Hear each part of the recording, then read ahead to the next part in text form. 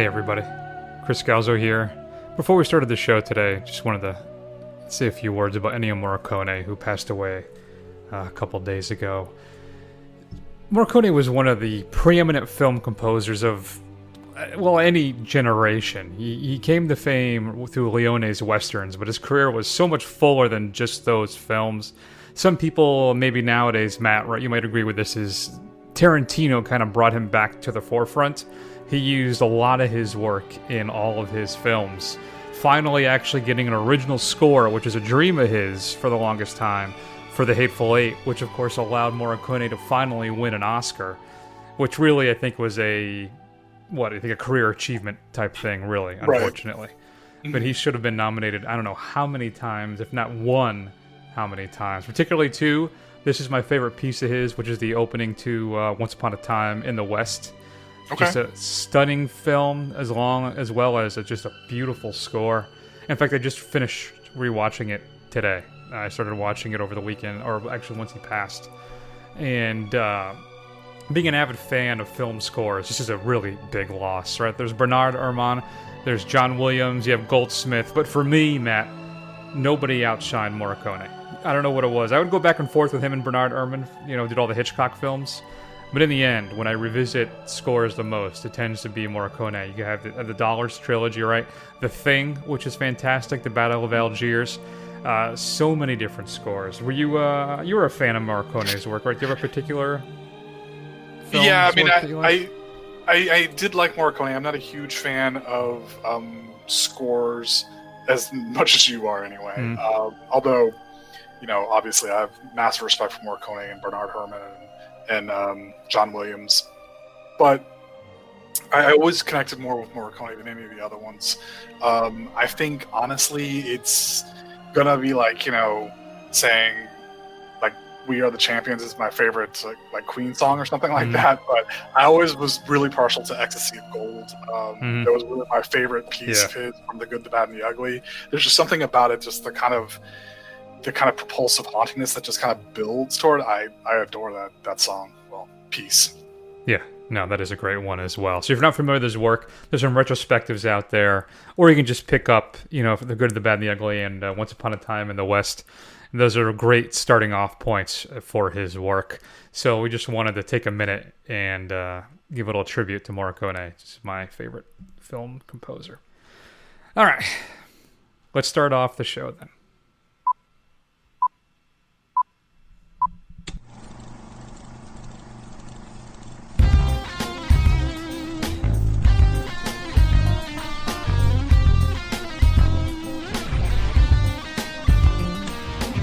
Chris Galzo here with Matt Howell. On this episode of The First Run, we are going to watch Kevin James just really channel his, I don't want to say inner neo-Nazi, because I don't think that's quite a fair thing to say. But really, talk about casting against type. We're going to talk about the Home Alone kind of film that is very, very different. Basically, if Kevin was a sociopath and watched way too much MacGyver. We're also going to spend a few minutes with the beginning of our International Sci-Fi Film Festival, starting off with the Russian classic Stalker. And then we're going to do something interesting, too. For this entire marathon, we're going to discuss our 5 favorite science fiction films from a particular decade. And we're starting off with 1970 to 1979. So let's, though, spend a few minutes, and then let's hear a clip from Becky. Becky. I'm going to speak to you like an adult because I expect you to act like one. You're not at the neighbors. I know you're in the woods behind the house. So do me a favor and direct your gaze to the fire pit. My companion here, the unreasonably large, scary one, he's going to hold your dad still while I hurt him. I can promise you it will not be pleasant.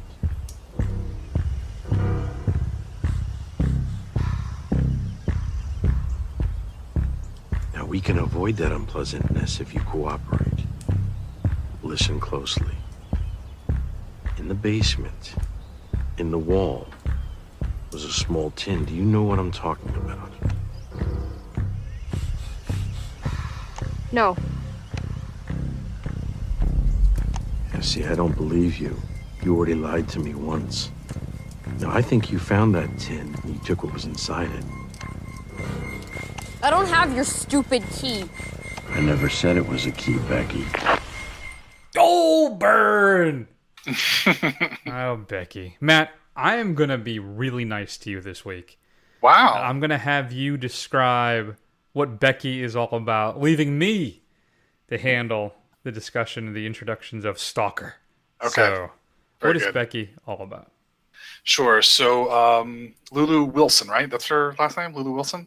Yeah, she plays a young teenage girl named Becky who's unfortunately hurting. Her mother recently passed away, and she is going on a trip with her father, who she's got some issues with right now, at their lake house.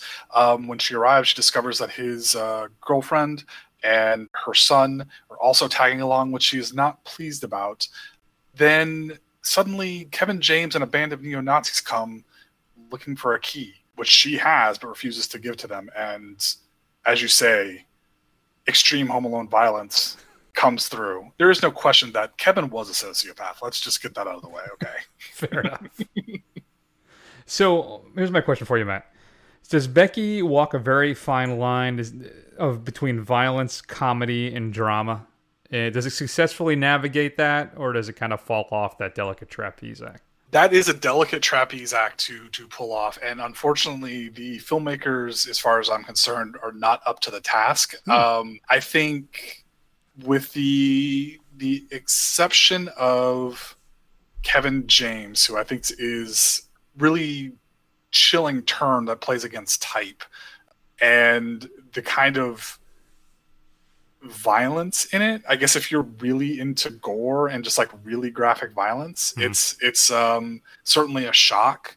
But honestly, the majority of it, I don't know. Like, all the other players around James are not that good to me. Ones like Joel McHale, which I generally like, I wasn't really invested in what they had going on. And this kind of whole thing of a 13-year-old becoming a super killer Home Alone demon of vengeance is just I don't know. It just seemed exploitative. That went too far. Interesting. Now, I wonder, does your fact that you're a parent of a young girl influence your? Well, she's not even hit double digits yet, so. All right, and she's a preteen according to the Wikipedia in the film. She's a preteen. Okay, yeah. I mean, I remember back. Remember back, Chris. 50, 60 years ago when we were preteens, about how awful all of us are. So I completely believe that preteens are terrible. My best friend Cam put it best as, in junior high, you really shouldn't have been allowed out in public. You should have been locked in a basement and homeschooled until you finished with puberty. And that's probably about true. It's for everybody. So that part didn't really bother me. I just think it's just the fact that it's like a cross. I read a description of it that was basically a cross between Home Alone and Hostel, and that's basically what this is. I mean, it has a certain nastiness that I couldn't really get on board with. I think they're hanging their hat on the eye scene, personally, the eyeball scene with that comparison. Maybe. Which is fair.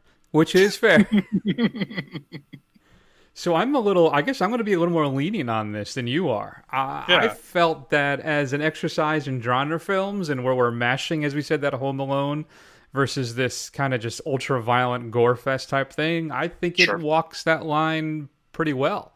Listen, a couple criticisms would be, I feel they could have dived more into her issues mentally that allowed her to get to the point that she does, to create the havoc that she does. I don't know if that turn really hits as well. I know they try and bring that about emotionally, but I just don't know if that really hits. But the problem, I think, with that is, then it turns more into, we have to talk about Kevin, and it loses the fun comedic nature of some of it. But it is at times real tough. Like, this thing gets super dark a few times, but I appreciate that it doesn't hold back. As you said in the opening, I think there are some really kind of top shelf gore effects in this film. So if you are into that kind of thing, I think this is something that you will enjoy. The brutality of it, even against Becky, I think helps maintain the established reality that the film has created.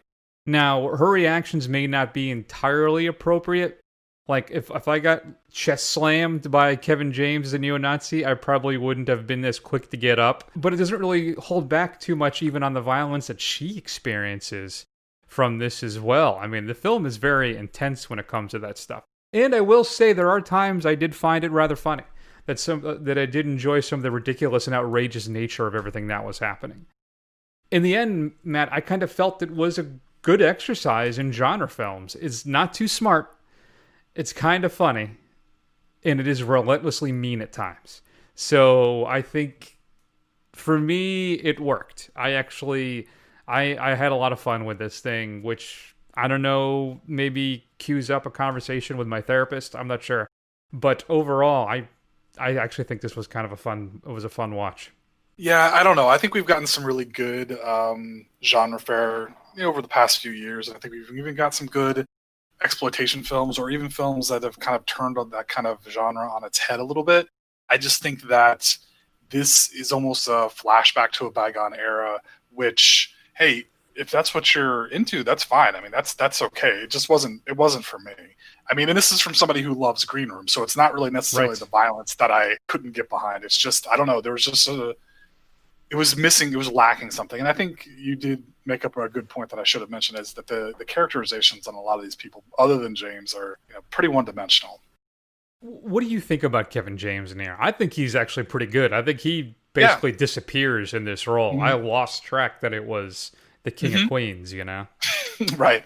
It's interesting. I mean, obviously, now I'm thinking back, I'm not a huge, I haven't seen a lot of Kevin James oeuvre, but yeah, I mean, I know he seems to have a type, and he seems to play towards that type. It seems almost essentially the same character in all of them.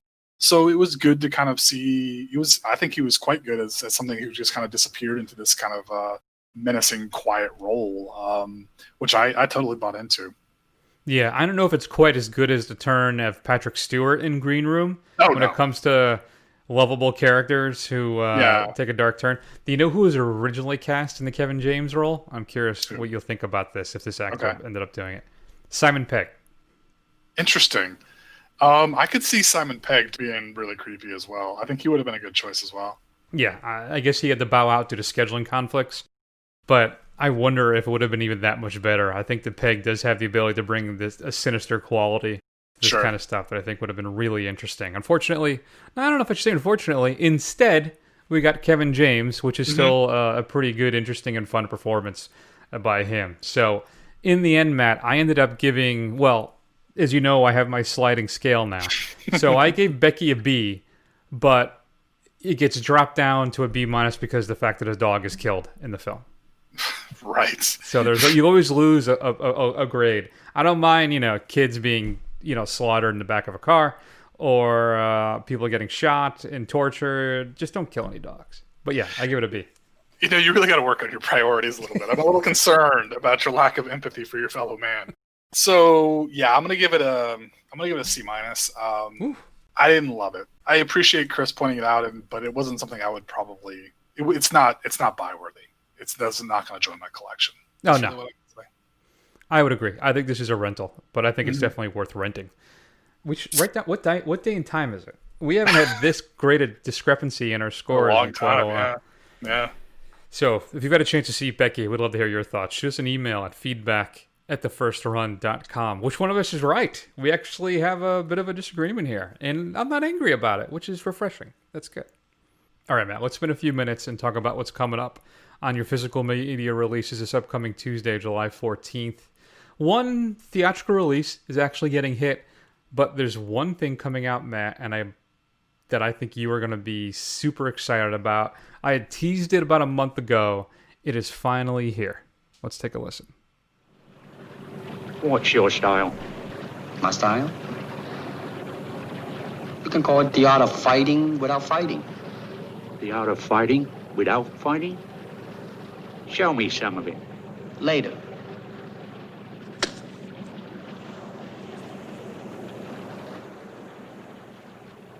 All right. Don't you think we need more room? Where else? That island, on a beach. We can take this boat.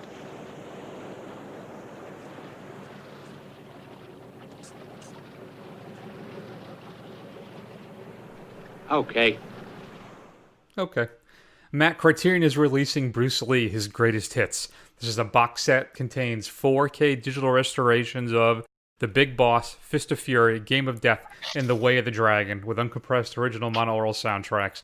A new 2K digital restoration of the rarely seen 99-minute 1973 theatrical version of Enter the Dragon.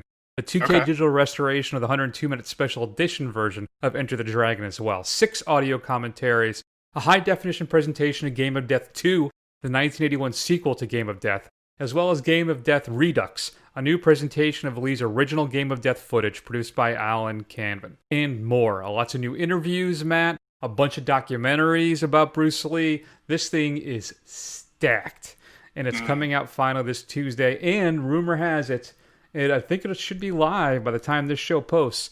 Criterion's 50% off sale at Barnes & Noble, I believe, is starting on July 10th, is the rumor.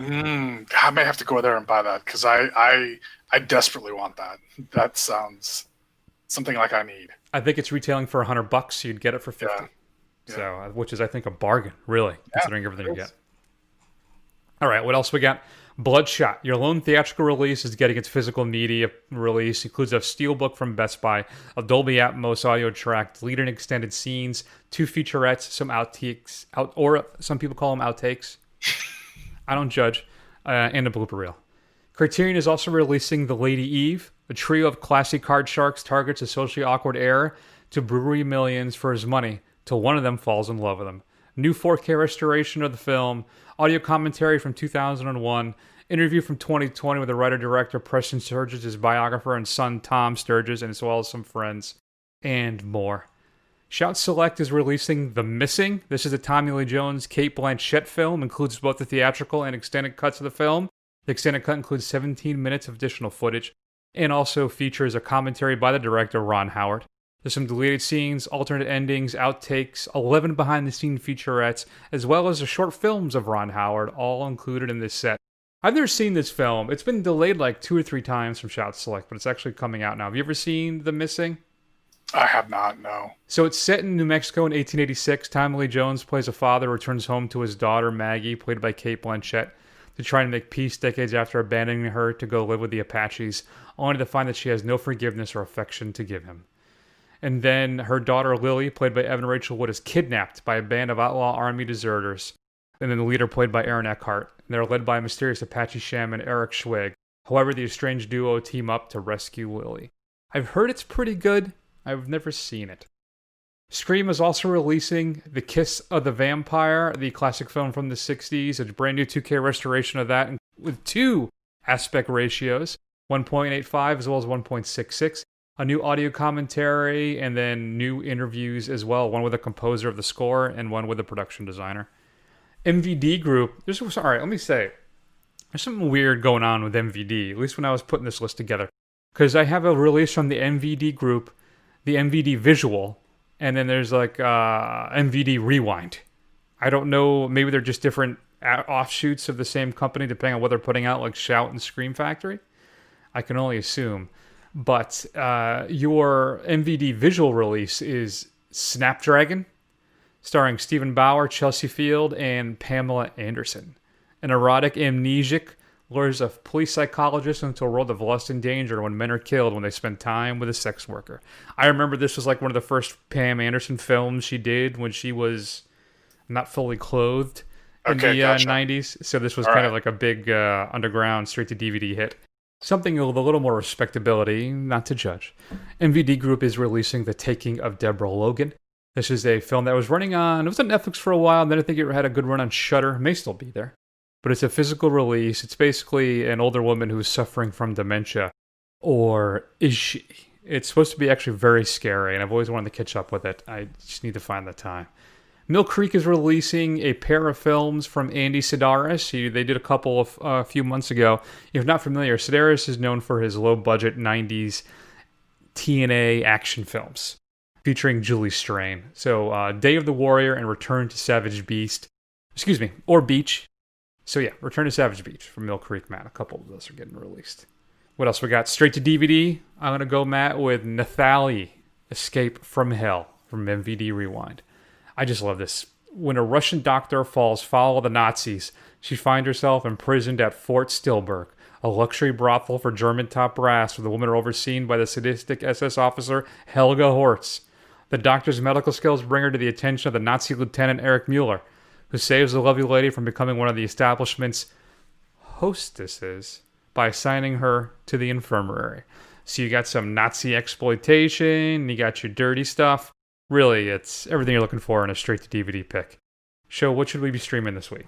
So I'm going to recommend a TV show this week. I just finished up the second season of FX's What We Do in the Shadows. It's a take of, well, in the same world as the film that we both quite enjoyed, about vampires kind of living among us and just the kind of banality of them being followed by a documentary crew. This is about three regular vampires and an energy vampire with their trusty familiar living in a house in Staten Island. And then they're just, bumbling and ridiculous. And it's actually a lot of fun. It's available. Both seasons are available on Hulu right now.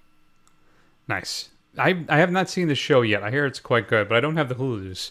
So I don't know what I'm going to do about that. Oh, well. All right. So, Matt, let's begin. Our International Science Fiction Marathon starts now with a clip from Stalker.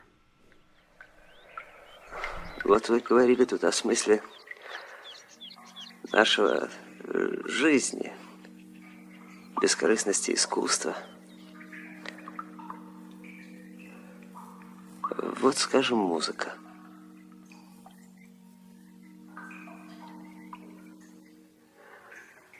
Она и с действительностью-то менее всего связана. Вернее, если и связано, то безыдейно, механически, пустым звуком, без ассоциаций.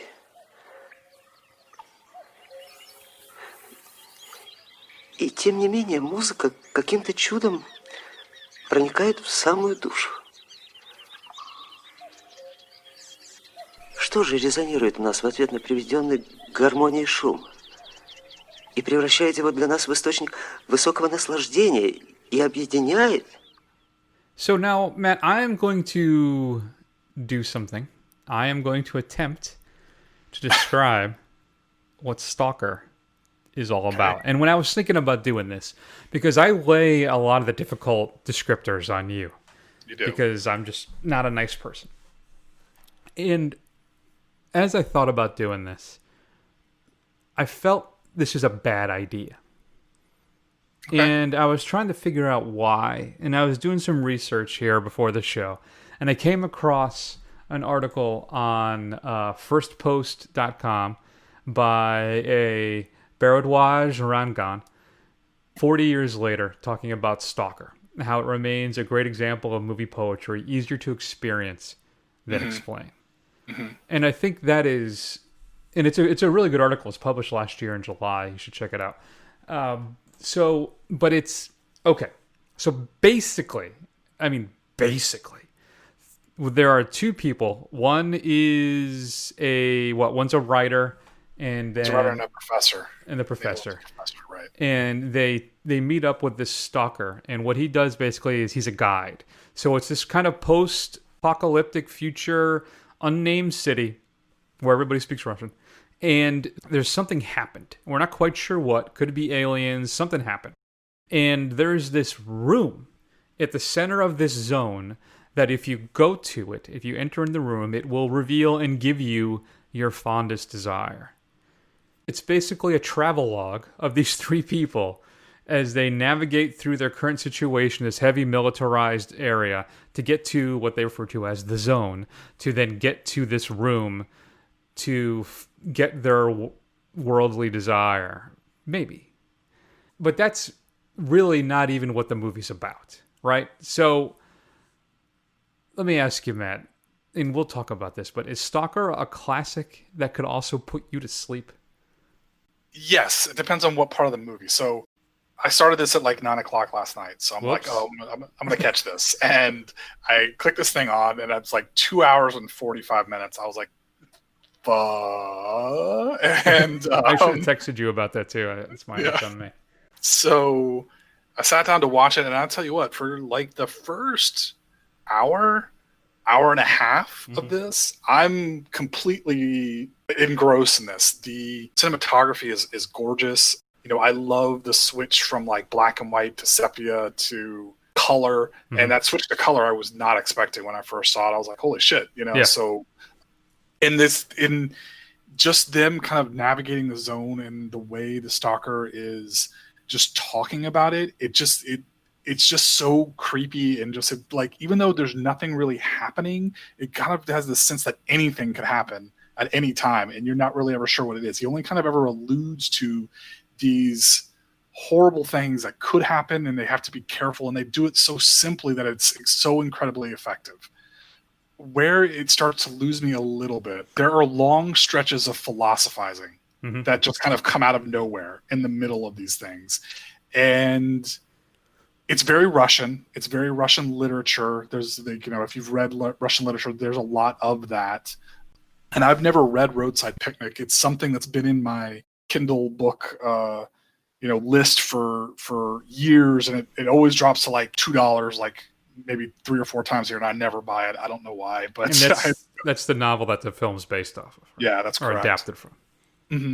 So, I can't say really to dig into it, but I this is one of those films that I have to sit and think about. To me, those sections don't ruin it at all, but they do get a little lengthy, and you have to be, and especially at 11:30 at night, midnight. I don't know if I was completely in the right space to kind of really agree with what they're trying to say and take it all in.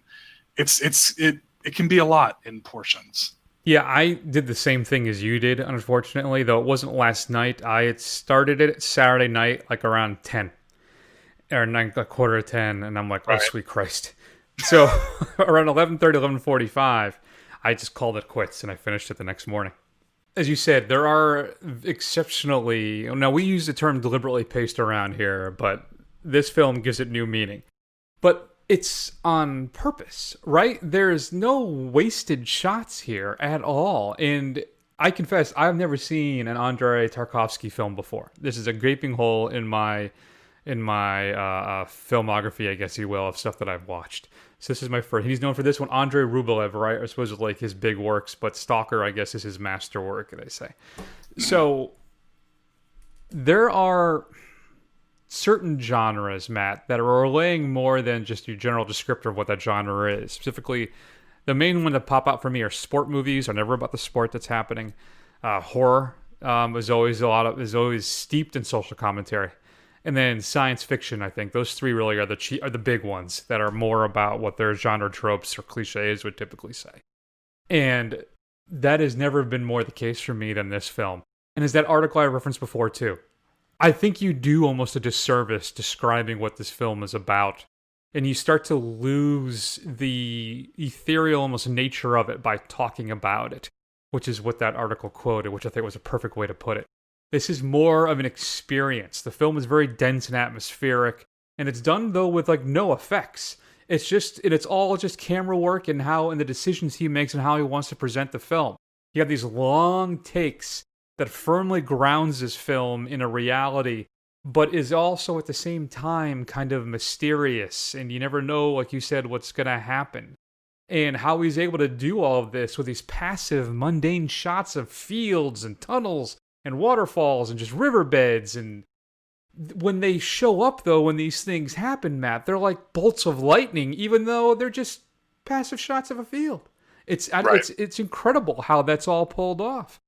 And this is not just a story about, being in Soviet Russia and the Cold War. There's these long, as you said, these long philosophical soliloquies about life and meaning. That's what the film's getting about. It's what makes you you, right? And for me, it's odd where there were long expanses where like, is something going to happen? But it's still, at the same time, kind of riveting. I mean, it meanders a lot. But that's because you're on a journey with these people. You're not watching this Minority Report science fiction action film.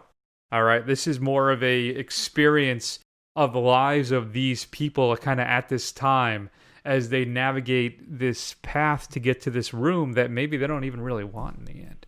So I just thought it was a fascinating experience, Matt. I absolutely love this thing. And the more I think about it, the more I ruminate on it, the more I love it. And you can see the influences. I mean, Alex Garland, I can totally see like Annihilation in this thing, some of his work, as well as some Denis Villeneuve, Ridley Scott too. I mean, it's palpable, I feel, some of the influences that people have taken from this film. It's really fantastic. Yeah. Yeah, it really is. And it's definitely, I would give this an unqualified recommendation.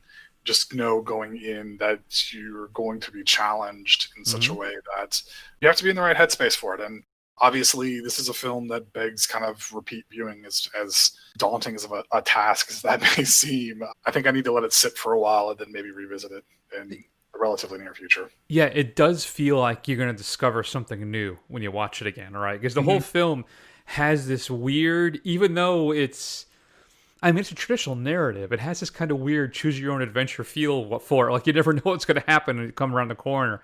And much like, I think, like Annihilation, where I think you're just presented with different surprises and different things as the film progresses. There's these moments where, like, these things seem to have some grand significance that maybe they don't. Like the scene with the gun when he pushes it into the water further to kind of hide it out of view instead of just being on the ground. And there's just all these just moments that just kind of come together to make this film that is just, it's just a fantastic experience. I'm giving Stalker an A, Matt. What about you? Yeah, I'm gonna give it an A-. I really, like I said, I need to spend more time with it to really get kind of a solid feel for it. But that's my provincial grade right now. Yeah. So if you've seen Stalker, shoot us an email at feedback@thefirstrun.com. It is currently streaming on the Criterion channel. And of course, you can pick it up as part of the Criterion collection. And like I said, that Barnes & Noble sale supposedly is coming up soon. So you can pick it up then as well. It's been stuck in my head the whole time, ever since I saw it. So let's get into some top fives, Matt. Let's spend a few minutes and share our 5 favorite science fiction films from 1970 to 1979. Here's one for me that just, you know what? It just didn't make the cut. The most destructive force in the universe, Harry. Nothing can escape it, not even light. I had a professor who predicted that eventually black holes would devour the entire universe. Why not? When you can see giant suns sucked in and disappear without a trace. Give us some magnification, Vincent. Polarizing image. Every time I see one of those things, I expect to spot some guy in red with horns and a pitchfork. It's a monster, all right. A rip in the very fabric of space and time. But I picked up something else of interest. Let's see it. It hasn't moved since I first picked it up. It seems to be some kind of ship. Do you copy, Alex? Roger, Dan. Did you see The Black Hole, Matt? The Disney's attempt to kind of cash in on Star Wars? Yeah, I did see it when I was a kid. I don't remember much about it. I remember it being kind of not so great. Maybe a little over my head at the time. So, yeah, it's not something that I really stuck with. I haven't seen it in a very long time. I remember really liking it as a kid. I had a bunch of the toys, too. I had the little Vincent toy, the Maximilian, and all that stuff. Right. And what's weird about it, thinking back about it now, is how it's a weird mishmash, and I think this is why it doesn't really work, of children's movie and then really dark science fiction stuff. I mean, there's some scary stuff in this film. And I've been meaning to catch up with it. I think I bought it on Blu-ray like 2 years ago, and I haven't watched it. And it's on Disney Plus as well, and I still haven't watched it. So I'm hoping to catch up with it at some point. But yeah, so that's one that was an honorable mention for me, just because of my fondness for it as a child, The Black Hole. Now, Matt, for me, I was very kind of strict with myself on putting this list together. I'm sure you were.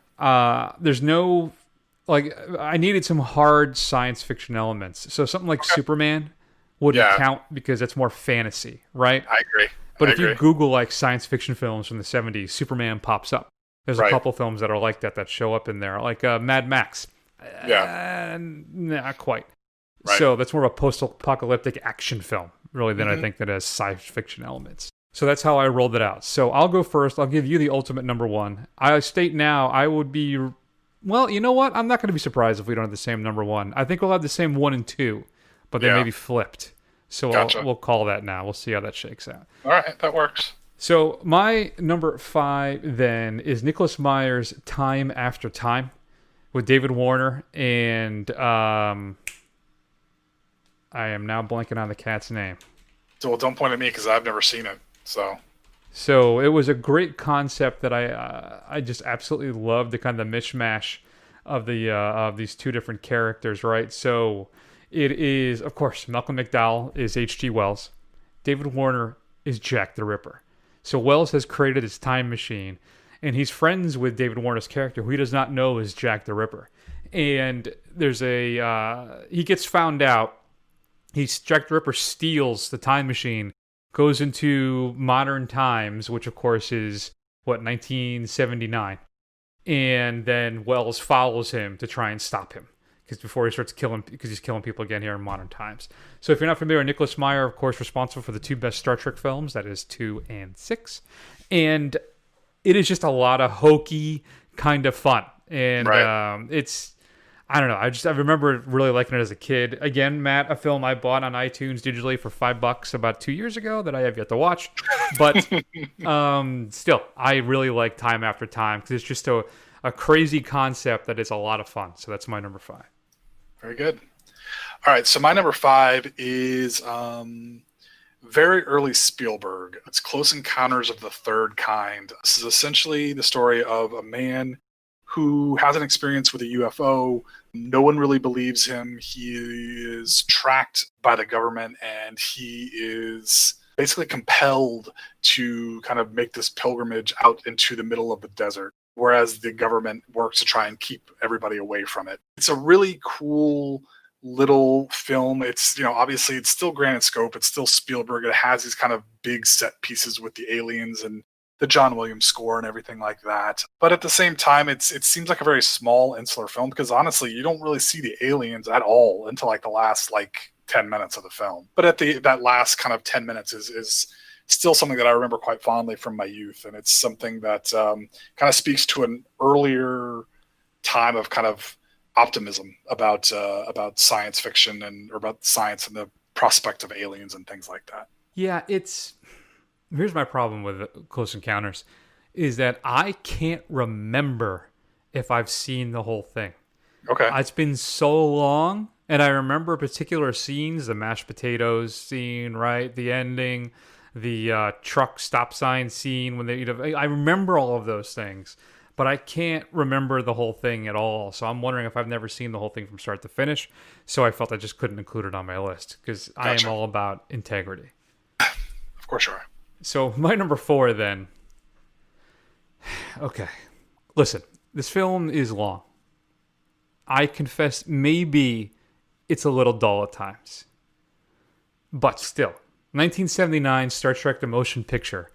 When we bring the series to the big screen with V'ger, right? It's just some fantastic special effects. A stone cold classic film score. And seeing Kirk and McCoy and Spock on the big screen and all that stuff, it's just, I've always loved the motion picture. I think it really captures the spirit of the Roddenberry series, unfortunately for the film. But I think I enjoy the director's cut a little better. It's a little more fleshed out, fuller. But in the end, just what they did with that film technologically was fantastic. It sounds great. It looks great. Outside of maybe I don't know what it was with the 70s, Matt. When we thought about the future, everybody dressed like it was still the 70s, and they had haircuts like it was still the 70s, even though it would be hundreds of years in the future, if not thousands. So, either way, Star Trek The Motion Picture is my number 4. All right. So my number 4 is a film that I guess is not going to make it on Chris's list because he basically said that he had never seen this other filmmaker's films. This is another film by our Tarkovsky, 1972 Solaris, which is basically about a psychologist who is sent to investigate a death on a space station that circles this planet called Solaris. This is still, again, a very long, slow, deliberately paced film by Tarkovsky. It's much more humane, I think. It's more personal. It's much more about human nature. And it is a very introspective film. I don't want to kind of give too much away, but obviously, if you have the opportunity to see it, check it out. And make sure you watch that one before you watch the Cronenberg George Clooney remake from much longer ago. Oh, Soderbergh, not Cronenberg, right? Oh, Soderbergh, excuse me. Yeah, Soderbergh. Well, I've never seen Solaris, and it's on our marathon. It's the third film in our marathon. So. Oh, okay. Then I'll enjoy revisiting it. Okay. Yeah, no, I was really excited to check it out because, like I said, it's in the marathon, and I've never seen it, so I've always wanted to. So cool. My number 3, then, Matt. I was about to say there's never been a bad adaptation of this story, but that's not true. There's been one bad adaptation. But all the other films have all been great and done a great job of capturing the times when it came out. So I'm going to go with 1978's Invasion of the Body Snatchers. This is the one with Donald Sutherland, Brooke Adams, Leonard Nimoy, Jeff Goldblum. And if you're not familiar with Invasion of the Body Snatchers, so the original classic film from the 56, is that right? About the Red Scare is fantastic, but I think the 78 version is the best out of all of them. I think Abel Ferrara is one of the 90s with Gabriel Anwar is also very strong, but that Nicole Kidman, Daniel Craig invasion film is just not good. Not good. But this one is fantastic. It leans heavy, though, into kind of the paranoia at the time, and with some really great special effects and some great scares, and then just that ending is just, I think, for me, an all-timer when it comes to science fiction films. So if you haven't seen the 1978 version of Invasion of the Body Snatchers, I think it's the best out of all of them. And it's creepy. It's still kind of fun. Great performances. It's a blast. So I would highly recommend it. Obviously, it's my number 3. Yeah, I think that's a good pick for number 3 because it's my number 3 as well. I just caught up with this a couple weeks ago, and it still holds up. I mean, the performances are great. The kind of uncertainty and the paranoia of the time, the kind of distrust of government and your fellow man, really. So that it was kind of pervasive in the 70s, which may be coming back around again. Still very topical. And like Chris said, the final scene is just a stone cold classic. It still gives me chills, and I do want to get the T-shirt, which is pretty great.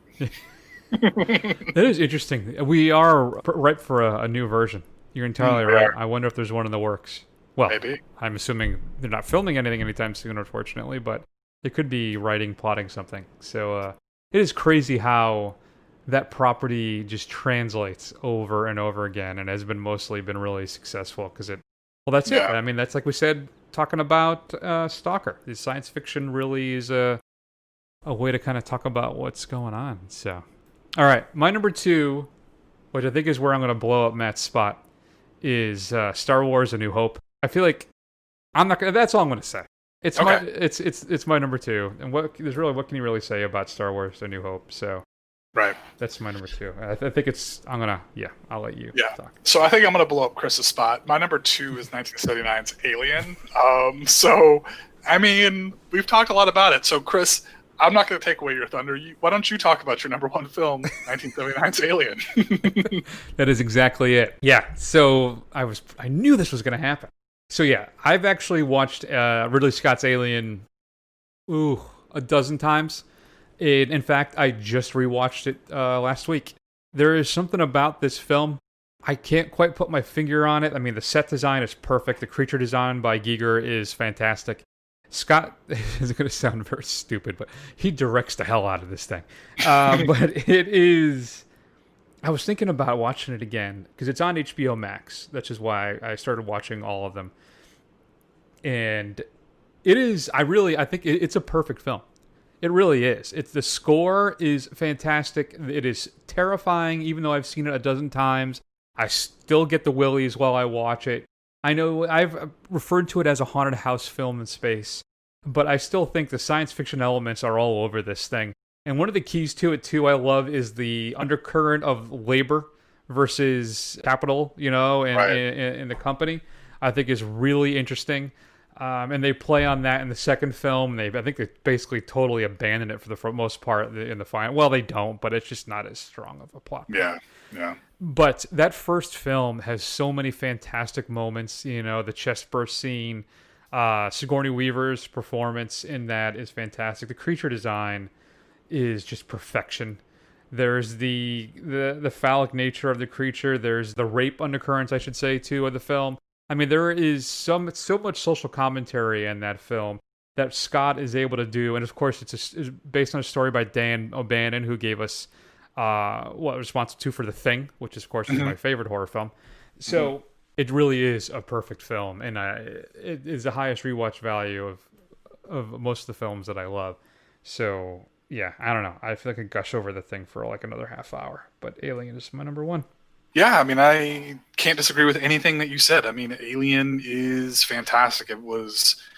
I remember the first time I watched it, just getting ready to watch it as, kid, preteen, however old I was, like I had like palpable dread. Like this thing just kind of oozed menace throughout the whole thing, and everything about it, even the jump scares, the kind of stuff that's everything kind of takes place off screen. Even the sound design is just everything about it is just designed to kind of turn your nerves up to 11. It's just a fantastic film. Yeah, it's really good. But it wasn't my number one, which is 1977 Star Wars: A New Hope. And really, I understand, guys, it's a layup, right? I mean, that's a huge layup, but you can't overstate how influential that film is to science fiction and even just popular blockbuster movies as a whole, for better or worse. But that really set the template. Now, obviously, it is not hard sci-fi at all. None of this stuff really, it's all basically space magic. You could have put this in a castle and it would have been the same damn thing, but it doesn't really matter. George Lucas manages, whatever you think of him now, he manages to make a living, breathing world that you wanted to know more about. And it's just, it really just kind of lays the groundwork for so much to come. That honestly, I don't think if you're talking about film in the 70s that you really have another choice than to be Star Wars being number one. Yep. Some people could go with Alien, but yes, that is with the utmost respect to A New Hope. I think, though, I'm wondering. I think I have watched Alien more than I've watched A New Hope. I think it's entirely possible. But they're close. It's like A and A1, but... Yeah, I don't think that's possible just because I was watching A New Hope when I was 6, 7 years old, 8 years old on VHS, whereas I was not watching Alien then. So you know what, you may have me on that. That's entirely right. I've only bought Alien twice. I had it on VHS, 3 times. VHS, DVD, and Blu-ray. But I've bought Star Wars, I think, 4 times. So I haven't bought the Alien on 4K yet, but I do have Star Wars on 4K. So there you go. I guess I'm a fraud. There you are. It's okay. You talked about at the beginning of the segment your integrity, and then you threw it all away by the end of the segment. So, do you have any honorable mentions? Yeah, I do. Soylent Green, which is obviously the Charlton Heston film, his usual chewing up scenery, overacting about a shortage of food where, I don't want to spoil it for you, Soylent Green comes along and saves the day.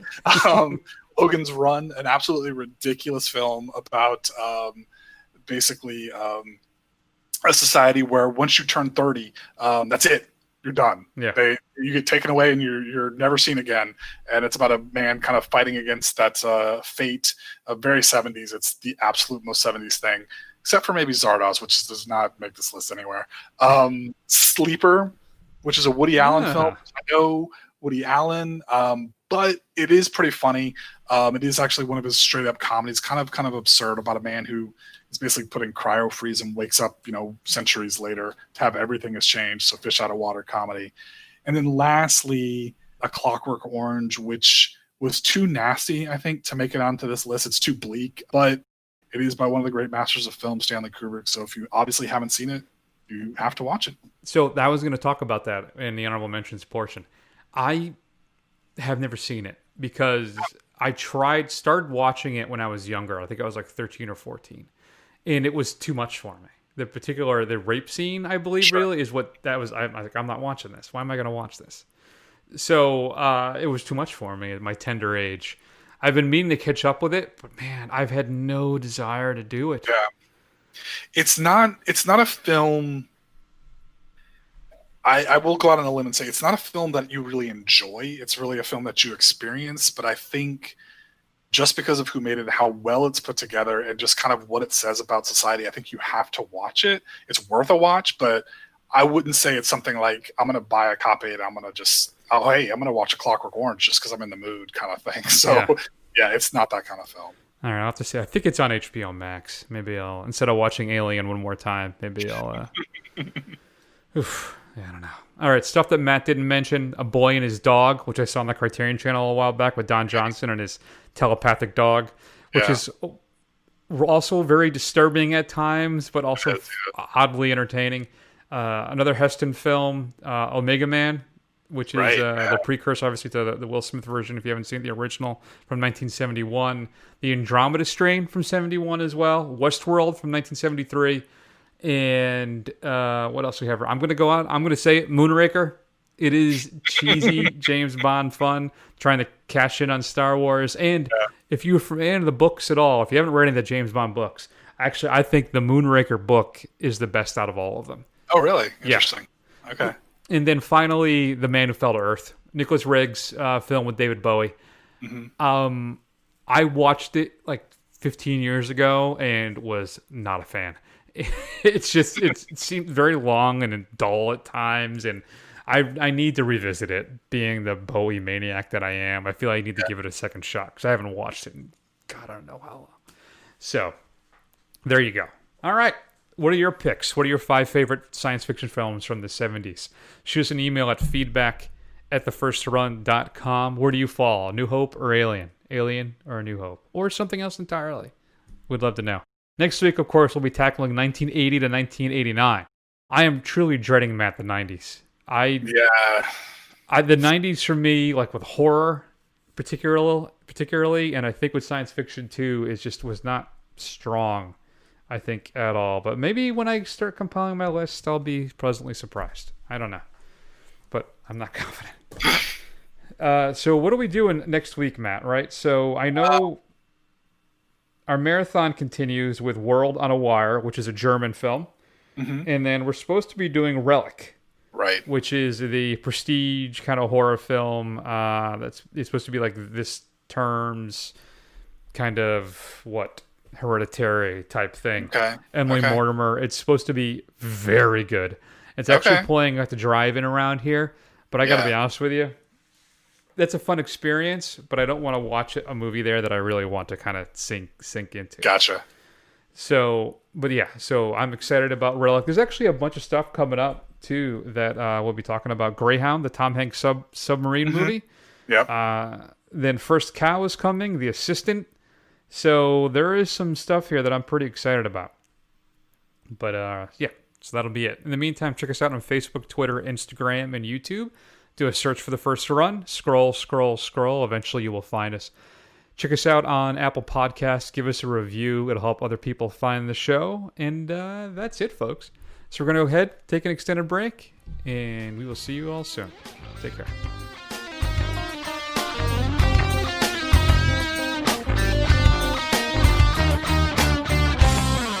Take these 2 over to the garage, will you? I want them cleaned up for dinner. But I was going into Toshi Station to pick up some power converters.